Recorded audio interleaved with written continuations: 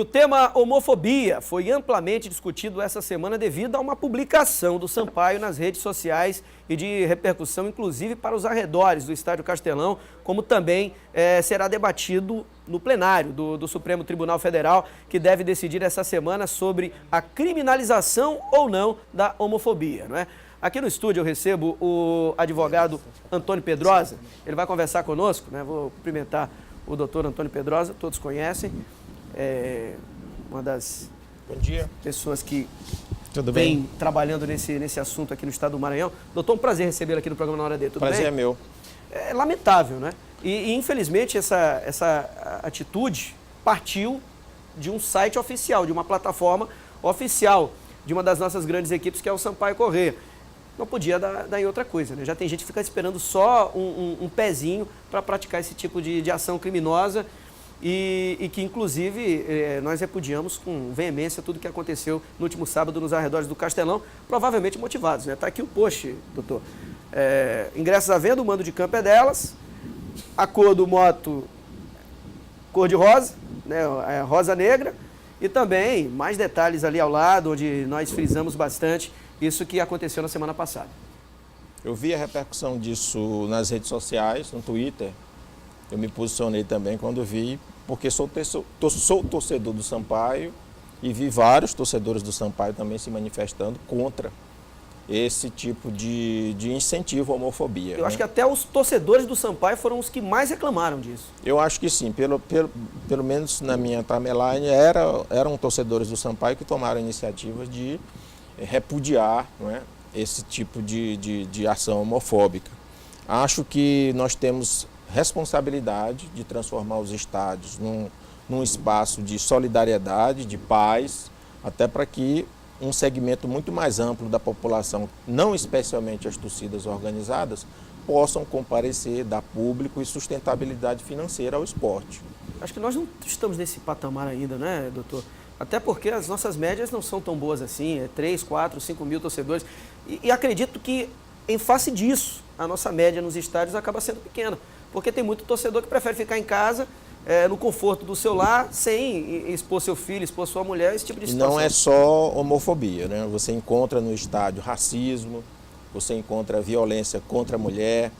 Então, a pessoa que vai com sua família para o estádio hoje, ele está sujeito não só a violências as mais diversificadas possíveis, como também está sujeito a presenciar, constatar, junto com sua família, seu filho menor de idade, né, a palavrões de todos os tipos, agressões e esses tipos de práticas que precisam ser criminalizadas. A homofobia ainda não é um tipo penal, mas o Supremo Tribunal Federal ainda nessa quarta-feira pode deliberar nesse sentido e já pode ser responsabilizado, inclusive em termos cíveis, a pessoa que faz esse tipo de agressão contra um segmento da população expressivo, né, que é contribuinte, que é consumidora e precisa realizar sua cidadania em igualdade de condições de todos os outros segmentos da sociedade. Agora, o Estatuto do Torcedor, eu trabalho com esporte há muitos anos e eu conheço de cabo a rabo o Estatuto do Torcedor. Não parece que essa lei ela é muito bem feita, mas não é cumprida? Falta o cumprimento dessa lei para que essas pessoas pensem duas vezes antes de cometer esse tipo de crime? Principalmente no tocante à segurança dos estádios, essa lei deixa muito a desejar ainda, porque não houve uma operacionalização desses mecanismos que estão colocados à disposição da sociedade e do sistema de segurança. É preciso identificar essas pessoas, aí é preciso saber se em todos os recantos do estádio existem câmeras de segurança com aproximações possíveis para fazer a identificação desses agressores. Ao redor do estádio também, onde é palco geralmente de conflitos entre torcedores, é preciso fazer essa identificação. E por último, tem que haver uma política de restrição de acesso aos estádios, como houve na Europa, né, que impediu os torcedores violentos de acessar o recinto dos estádios definitivamente. Pessoas que foram banidas definitivamente dos estádios e tiveram que assistir a partir dali as partidas na televisão. E isso deu certo na Inglaterra, por exemplo. Sim, hoje porque não tem nem alambrado, não tem nenhuma proteção. Até pouco tempo era visível, essas violências eram muito mais visíveis, os hooligans, né, tinham muito mais notoriedade e agora nem tanto. Agora, nós falando especificamente da homofobia, inclusive essa semana tem essa decisão importante que vai ser tomada, como é que está essa discussão? O senhor acredita que vai ser aprovada a questão da criminalização lá no Supremo Tribunal Federal para que a homofobia tenha uma tipificação diferente no Código Penal? Acho que é um cenário muito conservador no Congresso Nacional. Há uma reclamação que foi judicializada, é um mandado de injunção, que é uma ação constitucional própria para isso, que reclama da omissão do Congresso Nacional, e essa ação foi ajuizada em 2012, porque setores conservadores do Congresso Nacional não querem tipificar o crime de homofobia, assim como já foram tipificados o racismo, não é? o feminicídio. Então, falta ainda no nosso ordenamento jurídico a tipificação penal do crime de homofobia. E ao não haver essa tipificação penal, você deixa de responsabilizar criminalmente essas pessoas que praticam esse tipo de violência, inclusive dentro dos estádios. Agora, o senhor falou do conservadorismo. 10 anos que essa lei está aguardando para tramitar.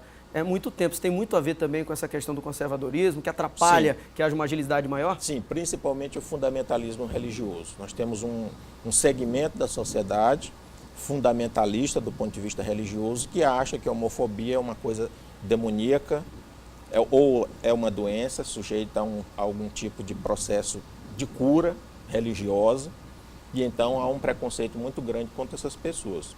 E nós sabemos, cientificamente, não é, que você ter uma identidade sexual homoafetiva não quer dizer nada disso. É algo que tem a ver com rebatimentos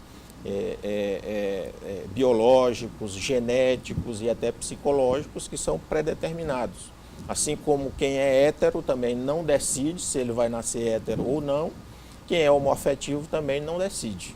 Não está na esfera de governabilidade de cada um de nós. E tem um detalhe, essas incidências de casos de homofobia no Brasil, aqui no Maranhão também, elas acontecem exatamente nesse momento da grande discussão, onde teremos essa decisão. Isso pode facilitar que haja essa aprovação? Nós já temos dados estatísticos que já deveriam ter facilitado há muito tempo. Nós somos o país que mais mata a população LGBT do mundo. Em 2017 nós batemos um novo recorde. Então essa discussão já é tardia. Os segmentos da sociedade que tem um pouco de bom senso sabem que é preciso combater essa violência e é preciso, antes de tudo, educar as pessoas, as gerações mais novas, a respeitar a orientação sexual do próximo. Eles se referem muito, até para demora na aprovação, é porque para alguns, o artigo 5º da Constituição Federal ele já assegura essa proteção aos direitos fundamentais de todos os brasileiros. No entanto, quando a Carta Magna ela foi pensada, os legisladores definiram que atos como racismo, homofobia e xenofobia deveriam ter as penas e as consequências previstas em lei específica. Porque quando você... Isso aqui é uma questão muito jurídica, mas eu vou tentar ser o mais claro possível.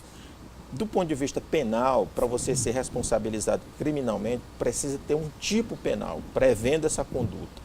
E então não há esse tipo penal prevendo essa conduta em relação à homofobia. Você pode responsabilizar civilmente, né? Pedir uma indenização por danos morais, responsabilizar como uma injúria, uma coisa mais vaga, não especificamente como homofobia. Em relação a esses casos aqui do Maranhão, doutor, o senhor observa muitas agressões, o nível de preconceito é elevado tanto quanto em outros estados do Brasil. Muitas denúncias chegam ao seu conhecimento? Muitas.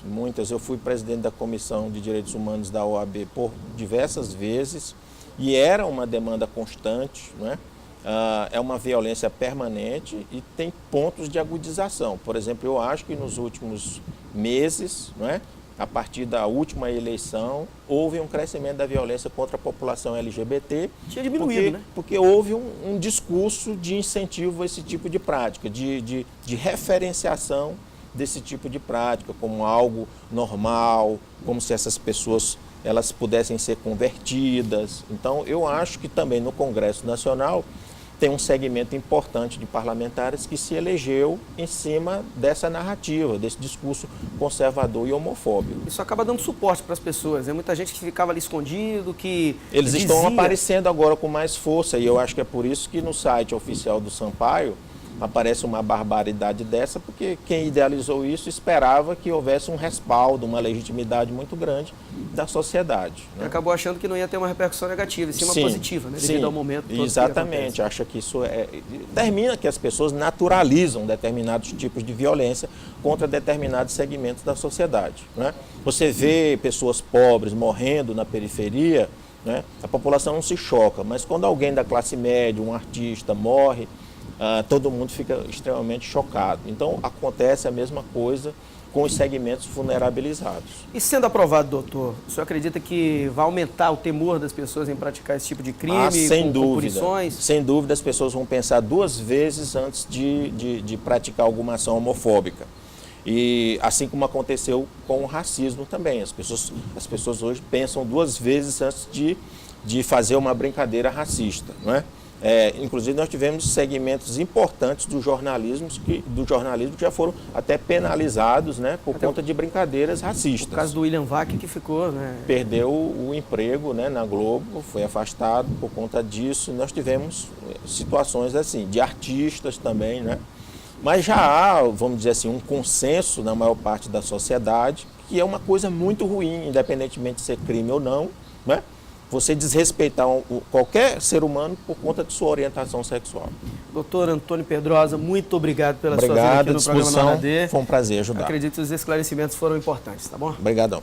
Tá certo, doutor Antônio Pedrosa conversando conosco sobre esse tema bem relevante e que fiquem as lições, né, mais importantes em relação a esse caso, e que no esporte o que haja é a rivalidade saudável entre as torcidas, entre os times, os jogadores só dentro de campo, porque depois todos são colegas de profissão.